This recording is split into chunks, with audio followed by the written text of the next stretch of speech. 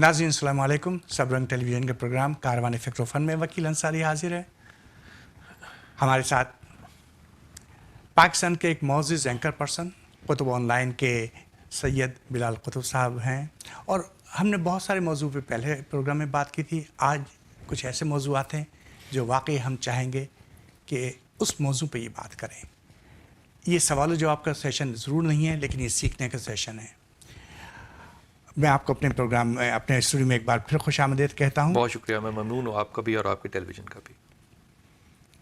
कुतुब साहब, यहाँ पे जिस माशरे में हम रह रहे हैं, और ख़ासतौर हम जैसे लोग जो कि पाकिस्तानी माशरे में रह के और यहाँ पे रह रहे हैं, हमारे वहाँ जो एक माशरे के अंदर एक चीज़ नहीं हो रही है, हमारे बच्चों के साथ ही हो रही है कि अंडरस्टैंडिंग मियाँ बीवी में, बच्चों में एक टॉलरेंस, बच्चों में अपने कल्चर को सीखना, अब से मज़हब की क़ुर्बत, और पता नहीं क्या ऐसी चीज़ें हैं। और माशरे, चूँकि आप दुनिया भर में घूमते फिरते हैं, सीखते हैं, कि हम अपने माशरे को क्या पैगाम दें, जहाँ पे हम अपने वालिदैन बच्चों को सिखाएं कि जो तलाक़ है आजकल, जो सेपरेशन है, जो एक बिल्कुल ऐसी कैफियत होगी जहाँ के औरत और मर्द के खूबसूरत ताल्लुक़ात ज़्यादा देर कायम नहीं रह पाते, चाहे वो निकाह के बंधन में हो और चाहे वो 20 साल से 4 बच्चों के माँ बाप हों, लेकिन अलग हो जाते हैं। आप इस पे हमारी कम्युनिटी से मुखातिब हैं। मैं बहुत ही ममनून हूँ आपका, और आपकी मौजूदगी का फ़ायदा उठाते हुए इस बात को जुर्रत के साथ कह रहा हूँ मैं, ये बात कि ये जो आपने फरमाया कि तलाक़ हो रही है, ये लाहौर के अंदर, पाकिस्तान के अंदर भी इसका जो रेशो है ये बहुत ज़्यादा है। वहाँ पे हमारे एनालिसिस और डिबेट्स इसके ऊपर बहुत होते हैं, और हमें शायद पिन पॉइंट भी है कि इसमें क्या वजूहात हैं, और उसको हम अंडू करने की भी कोशिश कर रहे हैं। देखिए, जहाँ पे भी फ्यूजन होगी कल्चर्स की, वहाँ पे एक नया तीसरा कल्चर ज़रूर जन्म लेगा। हम इस बात को एक्सेप्ट नहीं कर रहे, और एक्सेप्ट करने के बाद ही हम उसकी कोई रेमेडी सोच सकते हैं जिसका कि फिर असर हमें शायद 20 से 25 साल बाद नज़र आए। मैं बरतानिया में बर्मिंघम में एक जगह बैठा था, तो एक हज़रत आए जो कि माशाल्लाह ताला बारिश थे, और उनकी बच्चियां जो थी वो बिल्कुल जिसे शरई हिजाब कहते हैं, जबकि मैं उसको शरई हिजाब समझता नहीं हूँ, शरई हिजाब जो था वो मौजूद था। 3 घंटे उन्होंने मेरे पास बैठ के गुफ्तगू की, और जब वो वहाँ से जाने लगे तो उन्होंने मुझे हाथ मिलाकर कहा कि मुझे आपसे मिलके कोई बहुत ज़्यादा खुशी नहीं हुई। तो मैं भी काफ़ी मायूस हुआ कि 3 घंटे ये हज़रत मेरे साथ बैठे। तो मैंने कहा, हज़रत मैं माफ़ी मांगता हूँ आपसे, आपको ज़्यादा खुशी नहीं मैं दे सका, मुझे नहीं पता मुझे क्या करना चाहिए था जो मैंने नहीं किया, लेकिन मुझे थोड़ी सी तालीम कर दीजिए ताकि मैं आइंदा आने वाले को वो तकलीफ़ ना दूँ जो मैंने आपको दी। उन्होंने कहा, आपने 3 घंटे में मेरी बेटियों को एक दफ़ा भी नमाज की तलकीन नहीं की। मैंने अपने दिल में सोचा, मैंने तो अपनी ज़िंदगी में किसी को नमाज की तलकीन नहीं की, क्योंकि अगर अल्लाह ने कहा है नमाज पढ़ो तो पढ़ो, मेरे कहने से कोई क्यों पढ़ेगा। लेकिन मैं उस रात को, यकीन कीजिए वकील साहब, मैं सोया नहीं। इसलिए नहीं सोया कि जब वो चले गए वहाँ से और बाकी लोगों से मुलाकात करके जब मैं अपने कमरे में वापस सोने गया, तो मैं सोचता रहा छत को देख के कि उस शख्स के दोनों दामाद जो थे वो प्रैक्टिसिंग सिख थे, और उसको प्रॉब्लम ये नहीं था कि मेरे दामाद सिख हैं, मेरी बेटियों ने सिखों से शादी की है। उसको प्रॉब्लम ये था कि मेरी बेटियां नमाज क्यों नहीं पढ़ती।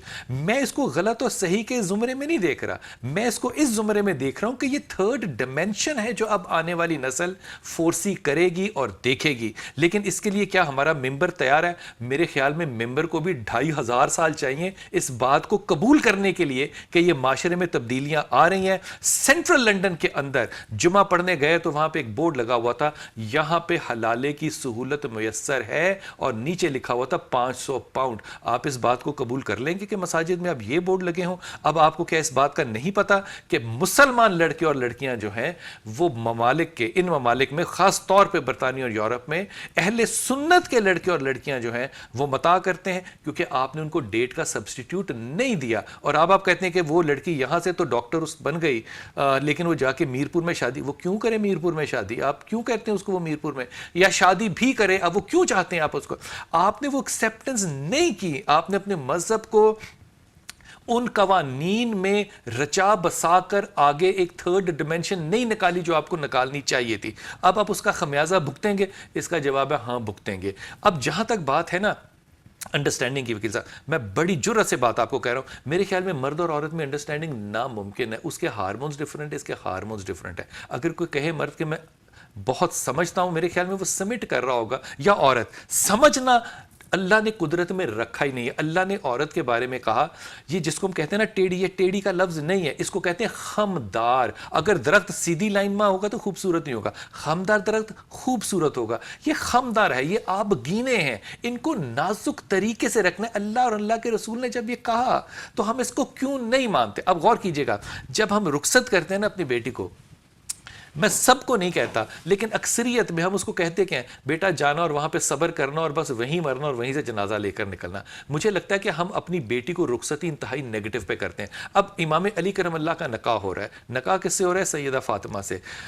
ساری دنیا بھی ساری دنیا بھی اگر امام علی کرم اللہ بن جائے تو میری ماں سیدہ فاطمہ کا مقابلہ نہیں ہو سکتا. وہ نبی کی بیٹی ہے, لیکن میرے نبی اپنی بیٹی کو کیا کہہ رہے ہیں؟ اب خطبہ نکاح کیا ہے؟ جو پہلا حصہ تھا اللہ کی تعریف کا وہ امام علی کرم اللہ نے کہا. جو دوسرا حصہ تھا جس میں کہ آپ نے نصیحت کرنی تھی وہ نبی نے کہا. بیٹی کو نصیحت کیا کی؟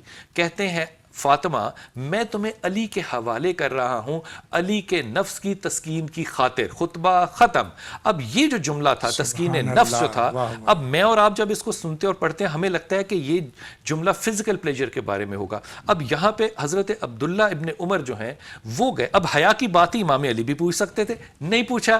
حضرت عمر پوچھ سکتے تھے, نہیں پوچھا. وہ چھوٹا بچہ جو ہے وہ گیا نبی کے پاس نہیں, آپ کے چچا کے پاس گیا. اب یہاں پہ حیا کا پہلو جو ہے اس کو آپ مد نظر رکھیے گا ضرور. اور گئے اور کہا کہ چچا, حضرت عباس سے کہتے ہیں کہ جب رسول پاک صلی اللہ علیہ وسلم نے یہ کہا کہ میں نفس کے حوالے کر رہا ہوں علی کے نفس کی تسکین کی خاطر, تو یہ تسکین نفس کیا ہے؟ حضرت عباس فرماتے ہیں کہ تسکین نفس سے مراد ہے کہ جس طرح ایک نمازی جب مسجد سے نکلتا ہے تو اگلی نماز تک اس کا دھیان مسجد میں اٹکا رہتا ہے, اسی طرح جب شوہر گھر سے نکلے تو اس کا دل گھر میں اٹکا رہے. سبحان اللہ, سبحان اللہ. اس لیے اللہ نے عورت سے کمانے کا بوجھ اٹھا لیا, آپشن دی ہے, اس کے اوپر بوجھ نہیں ڈالا.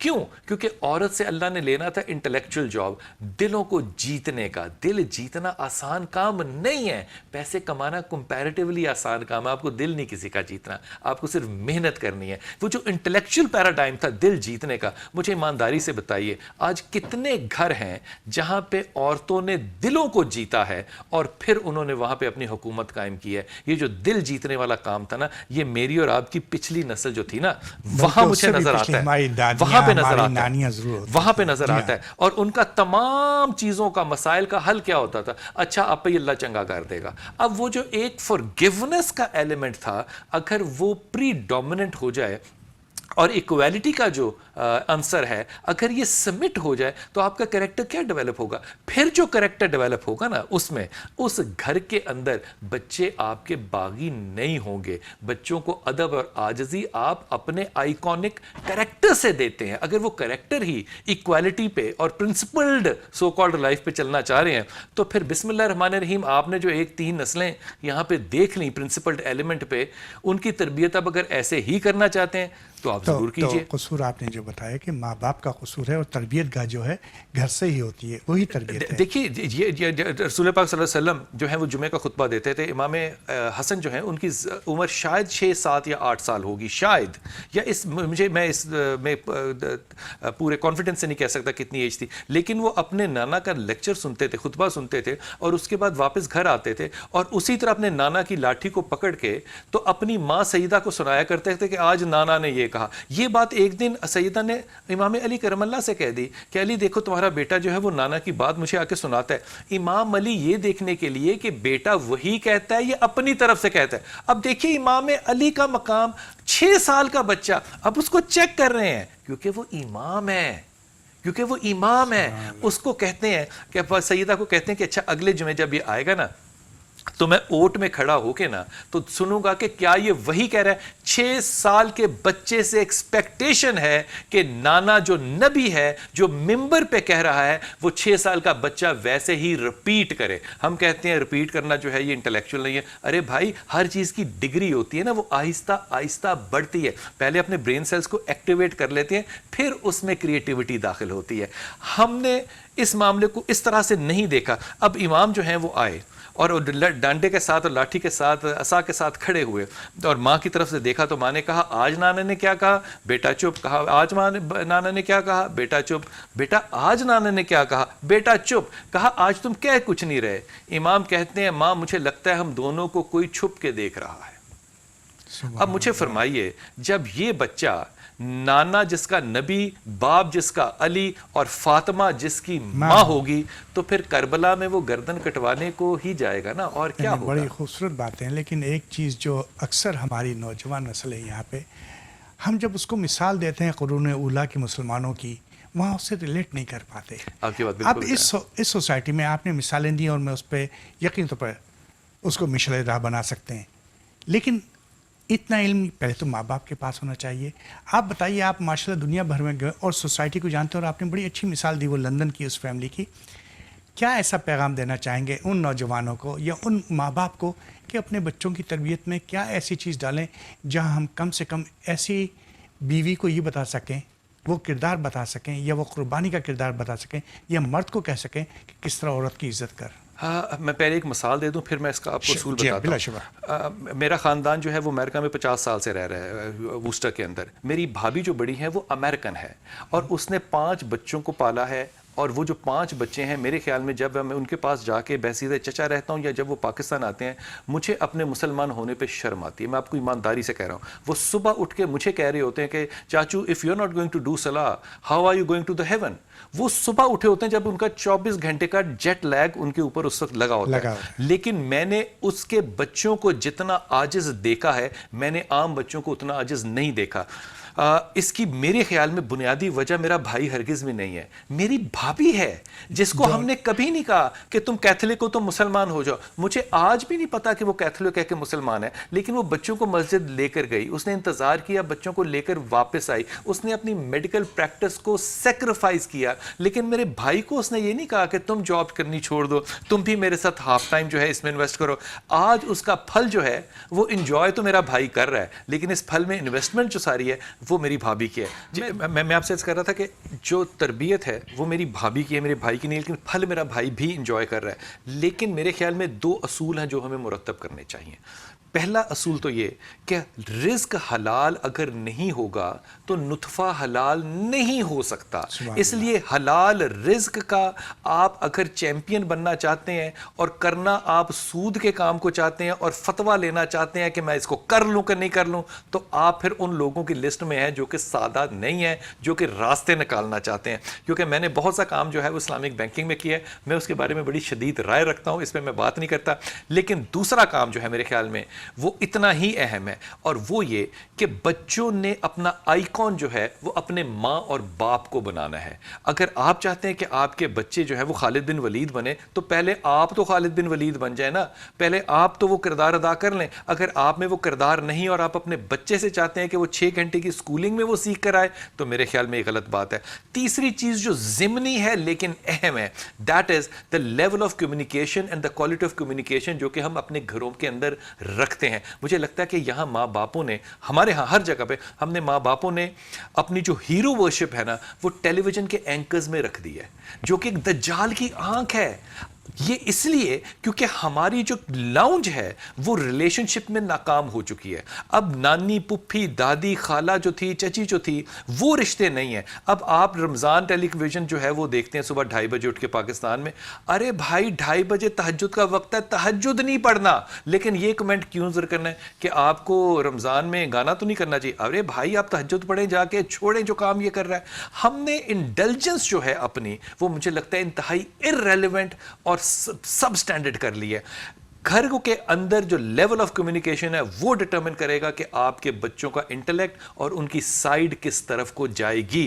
آپ سٹیفن ہاکنگ کا ذکر کریں گے تو وہ جو اسپیس اینڈ ٹائم ہی سوچیں گے. پھر وہ اللہ کی جب اس آیت کو پڑھیں گے کہ میں نے وقت کو اپنے سامنے کیسے کھولتا ہوں, پھر وہ انجوائے کریں گے اس بات کو. یہ وہ کلچر ہے مجھے لگتا ہے کہ پاکستان ہو یا امریکہ ہو یا برطانیہ ہو, ہم اس سے بہت دور جا چکے ہیں. تو مطلب مذہب اس کے اندر پھر بھی ثانوی حیثیت ہے. بچوں کو آپ کو لے کے کوالٹی ٹائم دینا ہوگا, بیٹھنا ہوگا. لیکن اب ذرا سا بچے بڑے ہو رہے ہیں اور اب وہ کر رہے ہیں شادی. وہ کیا ایسی چیز یا کیا ایسی ہم ان کو چیز سکھا سکتے ہیں जहाँ वो टॉलरेंस या एक दूसरे को एक्सेप्ट करना सीखें. मसलन यहाँ मैं बच्चों के साथ रहा हूँ, लड़की शादी होके आई और 3 महीने के बाद कह रही है कि that's the way I am, take it और लीव इट. देखिए मेरे ख्याल में वो जो लड़की जब कहती है this is the way I am, take it और लीव इट, तो मैं सबसे पहले उसकी माँ को चेक करूंगा कि उसकी माँ ने भी क्या अपने ज़माने में यही बात की थी. अगर उसकी माँ ऐसी ना होती तो बच्ची ने सीखा किससे है. अगर तो उसने बाप से नहीं सीखा, माँ से नहीं सीखा, तो फिर ये एक और बड़ी नाकामी है कि उसको सिखाने वाली है कौन. अगर ये नाकामी इस माशरे में है तो मुझे लगता है जिस तरह नाकामी मज़हब मिंबर को कबूल करनी चाहिए, नाकामी औलाद माँ बाप को कबूल करनी चाहिए. पहली बात. दूसरी बात ये कि मेरे ख्याल में जो चीज़ नबी को और अल्लाह को कबूल हो एज अ मॉरल, मैं और आप कौन होते हैं उस बात को ज़्यादा प्योरीफाई करने वाले कि नहीं इसको और ज़्यादा प्योरीफाई कर लें. भाई अल्लाह के नबी ने रोका इस बात से कि आप लड़की से ना पूछें कि वो शादी करना चाहती है कि नहीं. ये शादी मेरी नहीं है, मेरी बेटी की है. मेरी बेटी कहेगी हाँ तो वो हाँ होगी, मेरा बेटा कहेगा हाँ तो हाँ होगी. लेकिन तीसरी बात ये कि अगर मैं अपने बेटे को इस तरह एक बच्ची के साथ बैठाता हूँ और कहता हूँ कि बेटा आप जज करें, डू यू थिंक कि ये अकोमोडेटिंग है रिलेशनशिप, तो फिर गो हेड. इसमें कौन सी शरीयत है जो चैलेंज हो जाएगी और दीन जो है वो घबरा जाएगा और वो आपके घर के दरबारों में से निकल के भाग जाएगा कि जनाब ये लड़का और लड़की आपस में बैठ के बात. अरे लड़का और लड़की बैठ के यूनिवर्सिटी में बात कर रहे हैं, बस में बात कर रहे हैं, हॉस्पिटल्स में बात कर रहे हैं, यूनिवर्सिटियों में जा रहे हैं. वो शादी जो उनकी जिंदगी पे सोशल मीडिया पे बात कर रहे हैं, जब वो शादी करने के लिए बैठते हैं तो आपके सारे इररेलेवेंट मॉरल्स जो है ना वो उस वक्त मजहबी लिबास पहन के ना तो वो आ जाते मेरी धी तेनू नहीं मिलेगी, करना ही ते कर. भाई आप अपनी बच्चों को इंटरैक्ट करने दें, आप अपनी बेटियों और बेटों को इंटरैक्ट करने दें, उनको अपॉर्चुनिटीज दें. मैंने उन मसालिक के लोगों को जिनके मैं नाम नहीं लेता बहुत कामयाब पाया है और ये मसाइल उनमें नहीं पाए जो साल में एक दफा आपको बुलाते हैं, अपने बच्चे बच्चियों को सारे मुल्क से इकट्ठा करते हैं, फिर वो सब टीचर्स के साथ उनको 12 घंटे देते हैं रहने के लिए और 12 घंटे उनको देते हैं फन फेयर पे मिलने के लिए. 5-7 दिन 8 दिन 10 दिन जब आपके गुजरते हैं उन बच्चों के साथ and you are pretending to be their father and there mother at the same time. जब वो आपको फन फेयर पे जलेबी खिला रहे होते हैं तो तब वो भी आपको शेख और बाप ही समझ रहे होते हैं. जब वो आपके होटल के कमरे में रात को आके नॉक करते हैं, पूछते हैं कि चाचू वो लड़का जो मेरे साथ दोपहर को था आपने देखा था, आपको कैसा लगा, तो मैं एक बाप की हैसियत से उसको मशवरा देता हूं. मैंने उन जगहों पे इस टेक्नोलॉजी के इस्तेमाल से, इस सोशल डोमेन के इस्तेमाल से मैंने 5-5 साल आगे देखा है कि लोग अपनी शादियां फिक्स करके हंसी खुशी घरों में रह रहे हैं और उनकी तलाक की रेशो जो है वो नेग्लिजिबल है. मुझे इस बात का जुमला कहता हूं इंतहाई समझ में नहीं आती बात कि अल्लाह के नबी को और अल्लाह को पसंद है निकाह, हमने उसको बना दिया मुश्किल, उसको नापसंद है तलाक और हमने उसको बना दिया आसान. इंटरेक्शन जो आप बात करें, इंटरेक्शन हम ख़ास तौर पर मुस्लिम ममालिक में रहने वाले और ख़ास तौर पर हमारे दोनों जगह चाहे वो ईरान हो और सऊदी अरब हो जहाँ से आजकल हमको हिदायत मिलती है, हिदायत मिलती है जहाँ से. बजाय कि मेरा तंज़िया जुमला कहा था, हिदायत हमें वहीं से मिलती है. बदकिस्मती है कि हिदायत वहाँ से मिलती है. 2-3 चीज़ें हैं. इस मगरबी सोसाइटी में इंटरेक्शन हो रहा है जी, आपने उसकी मिसाल दी, लेकिन इंटरेक्शन के बाद भी तलाक़ें हो रही हैं. जी आपकी बात बजाय मेरे ख्याल में इसमें कमज़ोरी है. मैं एक छोटी सी मिसाल देता हूँ. मेरा मज़हब से दूर दूर कोई ताल्लुक़ ना होता, अगर मेरे ख्याल में मेरा बाप मुझे ये कंधा ना अपना देता, मैं मौसीकी बजाता था, मैं म्यूज़िक बजाता था और मैंने तालीम इसलिए म्यूज़िक बजा के हासिल की क्योंकि म्यूज़िक बजाने में पैसे ज़्यादा मिलते थे और इंटर्नशिप करने में पैसे कम मिलते थे. आई हैड नो आइडिया कि वो गाना जो है वो किसका है, लेकिन वो मैं रट लेता था क्योंकि वो मुझे बजाना होता था. अब वो तरीका जो है वो थोड़ा सा तब्दील हो गया. अब म्यूज़िक के ग्रुप्स को लोग नहीं बुलाते, अब लोग बुलाते हैं नात पढ़ने वाले को. हमें मिलते थे अगर $1000 तो उनको मिलते हैं $5000 $10,000. वो एक रेट और कॉपरेटिव वर्ल्ड और तरफ चली गई. अब टोपियां भी बननी शुरू हो गई, वास्कटें भी बननी शुरू हो गई, अब वो नारे भी लगने शुरू हो गए और नात अदा करने के डिजाइनर तरीके भी इजाद हो गए. डिजाइनर्स बल्कि प्रमोटर्स बन गए इसमें जो आपको लेकर जाते हैं. ये कॉर्पोरेट कल्चर आया है, बहुत आला बात है, लेकिन मेरा सवाल यह है कि क्या इस बात से हमने कोई अपनी ज़ाती ज़िंदगी के लिए फ़ायदा हासिल किया है या हमने वही लखनऊ का कल्चर اب مذہب کے رنگ کے اندر دینا شروع کر دیا. کتنا لکھنوی نعت پڑھنے کا کلچر ہے جو آج ہم نے جاری کیا ہے. اس کا قصور کس کو ہوگا؟ نعت پڑھنے والے کو یا اس کو جس نے اس کو بلایا ہے؟ اس کا جواب کسی کو تو دینا پڑے گا. لیکن میں بڑی ایمانداری سے کہتا ہوں, میں ایک دفعہ واپس آیا اور میرے سامان کے اندر ایک گجرا, پھولوں کا گجرا جو تھا وہ پڑا ہوا تھا. تو میری ماں نے مجھے بہت مارا کہ یہ گجرا آیا کہاں سے. مجھے واقعی نہیں یاد تھا کہ وہ گجرا کہاں سے آیا. تو میں مار کھانے کے بعد کالج گیا. جب کالج گیا تو گھر آتے ہوئے ڈرا اور اپنے والد کے پاس چلا گیا, اور میں نے والد صاحب سے کہا کہ وہ امی نے پھر مجھے مارنا شروع کرنا ہے, تو مجھے تو واقعی نہیں پتا گجرا کہاں سے آیا. ابا نے نہ میری بات پہ ٹرسٹ کیا نہ ٹرسٹ کیا. انہوں نے مجھے ایک جملہ کہا, انہوں نے کہا یار دیکھو, اگر تم کوئی غلط کام کرنا چاہو گے تو میں تمہیں روک تو سکتا نہیں ہوں, لیکن میرا تمہیں ایک مشورہ ہے, کیونکہ میں نے تم سے زیادہ زندگی گزاری ہے, غلط بھی کرنا ہو تو مجھ سے ایڈوائز لینا. I will tell you a better way of doing the wrong thing. میں نے حلفاً کبھی غلط نہیں کیا, لیکن مجھے حوصلہ تھا کہ میرے پیچھے ایک ہاتھ ہے. مجھے لگتا ہے جب یہ سینیریو ہو رہا ہوتا ہے تو ہماری پرورش میں بہت سے فیک ایلیمنٹ شامل ہوتے ہیں. اگر واقعی ہمارے بچوں کو یہ پتا ہو کہ زندگی گزارنے کا ڈھنگ ویسا ہی ہونا چاہیے جیسے کہ ماں کا ہے یا باپ کا ہے, تو وہ سسٹم ریپیٹ ہو, ریپلیکا ہو, رادر دین کہ وہ ڈسٹرکشن میں جائے. لیکن ماں باپ کی سوچیں, ماں باپ کے طور طریقے 50 سال پرانے ہیں. میں اس دنیا میں جی رہا ہوں, سوشل میڈیا کے دور میں جی رہا ہوں, کمپٹیشن ہے کالج میں, کمپٹیشن, کس طرح وہ ماں باپ کی زندگی جی سکتا ہے وہ بچہ؟ آپ کی بات بالکل درست ہے. میں یہ بالکل نہیں کہہ رہا کہ وہ ماں باپ کی زندگی جیے, بلکہ میں تو یہ دعا گو ہوں کہ وہ ماں باپ کی زندگی بالکل نہ جیے. کیونکہ اگر آپ برطانیہ میں دیکھیں تو ہر کپل نے, چاہے وہ مسلمان ہے یا نہیں ہے, اس نے ایک سرٹیفکیٹ جمع کرایا ہوا ہے جس کو کہ طلاق نامہ کہتے ہیں, اس لیے تاکہ بیوی کو بھی گھر ملے, کیونکہ وہ پیسے ملتے ہیں وہاں پہ, اور شوہر کو بھی گھر ملے, اس کو بھی 250 پاؤنڈ ملتا ہے, اس کو بھی. اب اس کے بعد بھی اگر ان کے 9 بچے پیدا ہوتے ہیں تو میرے خیال میں یہاں پہ تربیت کا نہیں, کردار کا بہت بڑا فقدان ہے. میں نہیں چاہوں گا کہ ہماری آنے والی نسل جو ہے وہ بھی مال کی خاطر اپنے آپ کو اس طرح لیٹ ڈاؤن یا لوور ڈاؤن کرے. آپ 60 کی دہائی میں جو لوگ آئے تھے برطانیہ میں یا انگلینڈ میں, تو وہاں پہ جو کیب چلا رہے تھے آج بھی وہ کیب ہی چلا رہے ہیں. اب بچے اگر آکسفورڈ میں بھیجنے تھے تو بھائی بچے آکسفورڈ کے ہیں, تم کیب ڈرائیور ہو. یہ جو ڈسٹنس اور ڈفرنس ہے اس کو میں نے قبول کرنا ہے سوشلی, انٹلیکچولی, لیکن جو ادب کا قانون ہے وہ تو میں سکھا سکتا تھا, جو عاجزی کا قانون ہے میں وہ تو سکھا سکتا تھا, جو کھانا کھانے کا ادب ہے اس سے تو مجھے کسی نے منع نہیں کیا.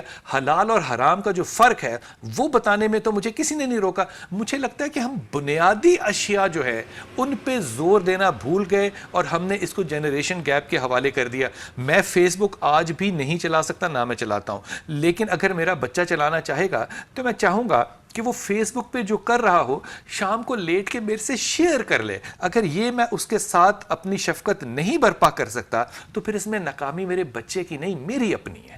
آپ نے تاریخ وطن کے مسائل, برطانیہ میں جو کچھ ہو رہا ہے اس میں فراڈ ہو رہا ہے بہت کچھ, اور میرا خیال ہے ہر سوسائٹی میں جہاں موقع ملتا ہے وہ فراڈ ہوتا ہے. حسب توفیق, حسب توفیق بالکل ہوتا ہے. لیکن یہاں جو آپ نے بڑی اچھی ایک بات کہی کہ بیٹا تو ہارورڈ میں پڑھ رہا ہے اور باپ ٹیکسی چلا رہا ہے, کہیں آپ یہ سوچ سکتے ہیں کہ کیا ویلیو کم ہو جاتی ہے ٹیکسی چلانے سے یا ہارورڈ میں پڑھنے سے؟ نہیں, بالکل بھی کم ہوتی. اگر یہ ویلیو کم ہوتی ہے تو میرے خیال میں پھر ویلیو آپ نے سکھائی نہیں ہے. پہلی بات, وہ جو انٹلیکچوئل ڈفرنس ہوگا جس کو کہ میں جنریشن گیپ کہہ رہا ہوں, میں صرف اس کا تذکرہ کر رہا ہوں کہ وہ جو لیول آف ڈفرنس ہے, وہ کہتا ہے کہ جناب میں نے یہ بھی پڑھا, میں نے یہ بھی دیکھا, وہ بالکل ٹھیک ہے, لیکن بنیادیں انسان کی صحیح رہتی ہیں. جو ادب ہے, جو عاجزی ہے, جو جھکنا ہے, اس میں کیا برائی ہے؟ مثال کے طور پہ میں سیاٹل میں بہت سے ایسے لوگوں سے ملا کہ جو کہ دنیا کے امیر ترین لوگ ہیں. جب میں ان سے ملا تو میں ان کی عاجزی دیکھ کے حیران ہو گیا. ایک امیر ترین آدمی, میں اس کا نام نہیں لیتا کیونکہ میں نے اس سے اجازت نہیں مانگی, وہ ملا جب تو اس کی جراب جو تھی وہ پھٹی ہوئی تھی اور اس کا انگوٹھا اسے باہر نکلا ہوا تھا, اور وہ اس دھاگے سے, اس انگوٹھے کے اوپر دھاگا باندھ کے کھیل رہا تھا. میں سوچ رہا تھا کہ اگر میرا جوتے کے اندر بھی میری جراب پھٹی ہوگی تو مجھے کانفیڈنس لوز ہو جائے گا. وہ شخص جو کہ دنیا میں افریقہ میں لوگوں کو تعلیم بھی دے رہا ہے, بچوں کو کھانا بھی کھلا رہا ہے, اس نے کہا میرا مذہب سے کوئی تعلق نہیں ہے, میں بچوں کو دودھ اس لیے پلاتا ہوں کیونکہ میں بچپن میں دودھ نہیں پی سکا تھا, اس لیے میں اپنے خوف اور غم کو دور کر رہا ہوں. اب اچھا بننے کے لیے تو آپ کو مذہب کی بھی شاید اتنی ضرورت نہ پڑے جتنی ایج اور پریولیج میرے پاس ہے. میں مذہب کو ٹول کے طور پہ استعمال کر سکتا ہوں تربیت کے لیے, لیکن اگر میں صرف یہی تربیت کروں گا کہ مسجد جاؤ اور حافظ بنو اور جمعہ پڑھو اور واپس آؤ, اگر میں نے صرف یہیں تک بات کو رکھنا ہے تو پھر میرے خیال میں وہ بچے بھی ہم اس معاشرے میں دیکھتے ہیں چند سال پہلے میں نے اپنے دوست کو کہا کہ تمہارا بچہ جو ہے ماشاءاللہ تعالیٰ یہ تو تہجد پہ اٹھتا ہے یار، خیریت ہے، اب تہجد پہ اٹھتا ہے تو کوئی بری بات تو نہیں ہے، لیکن وہ بچہ صرف 14-15 سال کا تھا. میں نہیں سمجھتا، میں ادب سے کہہ رہا ہوں، میں نہیں کہہ رہا نہیں پڑھنی چاہیے، لیکن 15 سال کا بچہ اگر تہجد پہ اٹھ رہا ہے تو انصاری صاحب مجھے تھوڑا سا اس پہ اچنبھا ہوا کہ 15 سال کا بچہ کیوں اٹھ رہا ہے. اس نے کہا دیکھیے جناب یہ تو ہماری تربیت ہے کہ ہم نے 15 سال کے بچے کو تہجد پہ لگا دیا، وہ حافظ بھی بن رہا ہے اور قرآن بھی پڑھ رہا ہے، نماز بھی وہ پنجگانہ پڑھ رہا ہے. میں نے کہا یار اس بچے کو 15 سال کی عمر میں اگر اتنی مذہب کا فوبیا ہوا ہے تو کچھ تھوڑا سا اس کو چیک رکھو کہ یہ ٹھیک جا رہا ہے. وہ ڈاکٹر صاحب ہیں اور ان کو میری بات بہت بری لگی، لیکن پھر 2 سال کے بعد وہ بچہ اپنی ماں سے 3 سال بڑی عورت کے ساتھ دبئی بھاگ گیا. اب وہ جو دعائیں مانگ رہا تھا وہ اس سوشل فیوژن کی تھیں جس میں کہ اس کے ماں باپ اس کو ایکسیپٹ نہ کرتے. ارے بھائی جو فیوژن کا کلچر ہے، جو اپرچونٹیز ہیں، جو لبرٹیز ہیں، جو قوانین ہیں، ان کو مانتے ہوئے خدا کے واسطے میں سب دوستوں سے کہوں گا معافی کے ساتھ پاکستان کو ریکریٹ نہ کریں. جہاں رہتے ہیں اسی کو اپنا ملک مانیں اور وہیں پہ رہنے کی کوشش کریں. ہماری بیماری یہ ہے کہ ہم ہر جگہ پاکستان کی محبت میں پاکستان کے ہر بازار کو ریکریٹ کریں، مورل کو ریکریٹ کریں، جو ناممکن ہے. اور یہ ممکنات میں سے اگر ہوتا تو رسول پاک صلی اللہ علیہ وسلم جو ہیں وہ کلچر کو سب سے پہلے تبدیل کرتے. آپ نے کسی کلچرل ویلیو کو تبدیل کیا ہو تو مجھے ایک مثال دیجئے. ایک آدمی تھا، اس آدمی کو کیونکہ اس نے اسلام قبول نہیں کیا تھا اس لیے میں صحابی نہیں اس کو کہہ رہا، وہ اتنی محبت کرتا تھا نبی سے کہ وہ 100 اونٹوں کو قربان کر کے ان کا مغز نکال کے پکا کے تو آپ کو ہدیہ کرتا تھا، مغز اونٹوں کا. جب رسول پاک صلی اللہ علیہ وسلم کا انتقال ہو گیا تو وہ شخص حضرت ابو بکر صدیق کے پاس آیا اور ابو بکر صدیق کو کہتے ہیں کہ میں مسلمان ہو جاؤں. ابو بکر کو کہنا چاہیے تھا ہاں ہو جاؤ، اتنی محبت کرنے والے تو ہو جاؤ. ابو بکر کیا کہتے ہیں مجھے لگتا ہے کہ تمہیں جا کے اپنے قبیلے سے اور گھر والوں سے مشورہ کرنا چاہیے، اگر تم بہتر سمجھو تو پھر ٹھیک ہے، مجھے تو لگتا ہے کہ یہ ٹھیک ہے، لیکن تم جا کے مشورہ کر آؤ، اگر ہو سکے تو مجھے بتا دینا. اس شخص نے اسلام قبول کیا لیکن امبیرسمنٹ میں اپنے شہر کو چھوڑ کے کہیں اور دور چلا گیا. یہ ایگزامپلز ہیں کہ جب آپ کسی کی طرف تربیت کے لیے بڑھتے ہیں تو آپ ڈنڈے کے زور پہ نہیں بڑھتے، آپ اس کو آپشنز اور اپرچونٹیز دیتے ہیں. اور یہ اپرچونٹیز اور آپشن جو ہیں الٹیمیٹ سینیریو میں جس مورل کو واپس لوٹیں گی وہ وہی مورل ہوگا جو 4 سال 5 سال 6 سال میں آپ نے اپنے ماں باپ کو اپنے گروتھ میں دیکھا ہے. آپ نے بہت خوبصورت باتیں ہمارے ناظرین سے کی. میرا خیال ہے کہ میں نے یہ بھی چاہا کہ آپ سے قطب آن لائن جس طرح آپ باتیں کرتے ہیں تو اس وقت پوری دنیا کے سامنے آپ یہی باتیں کر رہے تھے. آخر میں آپ سے ضرور یہ سوال کروں گا. قطب آن لائن میں نے ایک بات دیکھی کہ جب کوئی کالر آپ کے پاس آتا ہے تو آپ اکثر یہ مشورہ دیتے ہیں کہ تمہیں غصہ بہت ہے، اپنے غصے کو کم کرو. آواز سننے کے بعد آپ اس کو یہ علم آپ نے کہاں سے سیکھا، یا کوئی علم ہے کہ آپ 2 منٹ میں اس کا تجزیہ کر لیتے ہیں؟ یا میں اپنے بھائی کا ذکر کروں تو آپ تجزیہ کر کے بتا دیتے ہیں. ہم لوگ کیونکہ اس ریشنل ورلڈ میں رہتے ہیں نا، لاجک کی یہ دنیا ہے، تو ہم چاہتے ہیں کہ ہر چیز کے پیچھے ایک ریشنل کہانی ضرور ہونی چاہیے. تو کہانی اکثر طور پہ تو میں جھوٹی کریٹ کر لیتا ہوں کہ اس کی یہ وجہ، اس کی کوئی وجہ نہیں ہے، سچ یہ ہے. مجھے یہ لگتا ہے مثال کے طور پہ میں نے جب لوگوں سے ملنا شروع کیا تو بہت سی ایسی جگہیں اور ایسے واقعات اور ایسے حالات پیدا ہوتے تھے کہ نفس جو ہے وہ آپ کی برداشت سے باہر ہو جاتا تھا. تو میں اپنے استاد کے پاس گیا اور میں نے اپنے استاد سے جا کے کہا کہ استاد محترم مجھے لگتا ہے کہ لوگوں کے ساتھ مل کے بیٹھنا میرے بس کی بات نہیں ہے، کیونکہ جب اپرچونٹیز آتی ہیں گھوڑا گھاس کے پاس جائے گا تو گھاس کھائے گا. تو استاد محترم نے مجھے کوئی رات بھر جواب نہیں دیا. صبح رخصت کرتے ہوئے انہوں نے صرف ایک جواب دیا. انہوں نے کہا کہ دیکھو اللہ تعالیٰ کا شکر ادا کرو کہ اللہ نے ایک مسند دی ہے، اور تم نے جو امامہ پہنا ہوا ہے وہ جھوٹا ہے، وہ اس قابل نہیں ہے کہ تم اس کو پہنو. تم نے جھوٹ امامہ جو پہنا ہے، خدا سے دعا کیا کرو کہ اللہ تعالیٰ اس مسند اور امامے کو سچا کر دے. یہ جو عاجزی ہے یہ آپ اس مسند پہ بیٹھ کے اپنے پہ طاری اس لیے کرتے ہیں کیونکہ وہ مسند جو ہے وہ چاہے کرسی ہو، چاہے صوفہ ہو، چاہے ممبر ہو. مجھے لگتا ہے ممبر جو ہے یہ مسند رسول ہے صلی اللہ علیہ وسلم. اس وقت آپ کی کیا کیفیت ہونی چاہیے جب آپ کو یہ علم ہو کہ جو نسبت جس جگہ بیٹھے ہیں وہاں پہ نبی کا سایہ جو ہے وہ موجود ہے. اگر یہ کیفیت طاری ہو گئی تو آپ کی غلط اور جھوٹ بات بھی سچ ہوگی، ورنہ آپ کی سچی بات اور عقل کی بات بھی لوگوں کو قبول نہیں ہوتی. بس یہ فرق ہے. اگر تو وہ کیفیت آ گئی تو بات سچی, اگر کیفیت نہیں آئی تو انا للہ و انا الیہ راجعون. آپ ہمارے ناظرین سے باتیں کر رہے تھے, یقین پر ینگ ناظرین سے باتیں کر رہے تھے, نصیحت بھی کر رہے تھے. ان کے والدین کے بارے میں آپ کیا کہنا چاہیں کہ والدین جو اس عمر میں, جو میری عمر میں پہنچ گئے اور جن کے بچے جوان ہو گئے یا ان سے چھوٹے جن کے بچے پڑھ رہے ہیں, آخری 3 منٹ میں آپ کو. میں تمام بچوں سے بھی یہ کہوں گا اور والدین سے بھی یہ کہوں گا. دیکھیے ایک شخص تھا, ایک لڑکا تھا, اس کے والد اس کا مال چوری کرتے تھے, اس کے پیسے چوری کرتے تھے, اور وہ اس کے والد جو تھے وہ چوری کرتے تھے. تو وہ رسول پاک صلی اللہ علیہ وسلم کے پاس گیا اور کہا اس نے کہ یا رسول اللہ میرا باپ میرا مال چوری کرتا ہے. نبی نے کہا اچھا اپنے باپ کو بلاؤ, کیونکہ اس پہ شریعت لگنی چاہیے, چوری ہے تو شریعت لگے گی اس پہ. جب وہ آ رہا تھا تو وہ راستے میں شعر پڑھتا ہوا آ رہا تھا, کیونکہ عربز کے اندر لٹریچر کا بہت زور تھا. تو وہ شعر پڑھتا آ رہا تھا کہ میں اپنے بچے کو کیسے پالا, کیسے اس کو چلایا, کیسے بھوک کاٹی, کیسے اس کی غلاظت صاف کی, یہ سب اشعار پڑھ رہا تھا. تو وہ اشعار اللہ کے لیے پڑھ رہا تھا.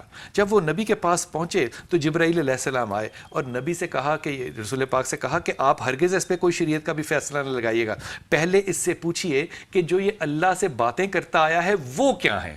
تو اس نے وہ تمام اشعار سنائے نبی کو جو وہ راستے میں کہتا ہوا آیا تھا. نبی نے اس کے بعد جو فیصلہ سنایا وہ یہ تھا, کہا اس لڑکے کی طرف دیکھ کے تو اور تیرا مال دونوں تیرے باپ کے ہیں.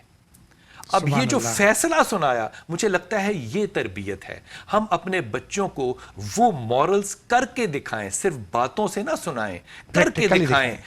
میرے بیٹے کو پتا چلے کہ میرے میں عاجزی ہے, میرے بیٹے کو پتا چلے کہ اگر میں کہہ رہا ہوں کہ سچ بولنا چاہیے تو سچ بولنے کی قیمت باپ ادا کرتا ہے.